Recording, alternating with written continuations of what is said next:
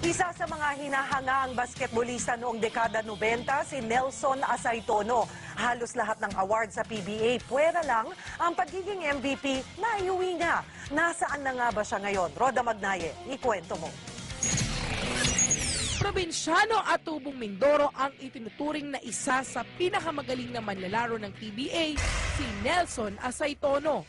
Nagsimulang mag-basketball si Nelson sa University of Manila bilang estudyante. Matalo ako sa UM tsaka nag-champion ng UM. Wow. 10 pesos lang. Taong 1989 nang makapasok siya sa Pure Foods. Dahil sa kanyang bilis, taas tumalon at lakas magdang, tinawag siyang The Bull. Kaya ang ilang PBA players asar daw sa paglalaro niya. April 7, 2005 nang gawin ni Nelson pang 12,268 point niya. Pang-pito sa may pinakamaraming nagawang puntos sa PBA. Actually, halos lahat ng award nakuha ko na eh. No? Ang isa lang talaga ang hindi ko nakuha, yung MVP.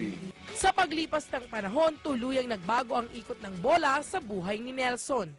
Lalo na maghiwalay sila ng kanyang asawa. So yun lang yung ano ko sa sarili ko na hindi nagkakaedad ako na hindi ako nakakabuo ng pamilya. So, pero nandiyan yung mga bata, nandiyan lang yan eh. Kahit di niya kasama ang dalawang anak, saludo pa rin ng mga ito sa kanya. Super nice niya talaga. Dito at home and everything. Full-time employee sa isang networking company sa Ortigas, si Asaytono. Ang dating bad boy sa hardcourt, bumait at naging palakaibigan daw dahil sa uri ng trabaho niya ngayon. Tsaka nakikita ko doon sa ibang tao na hindi nga kilala, nakakakuha sila ng customer nila.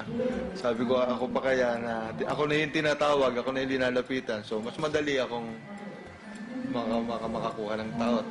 Pero aminado si Nelson na namimiss niya ang pagbabasketball. Kung tatanungin mo kung namimiss kong basketball, sobra.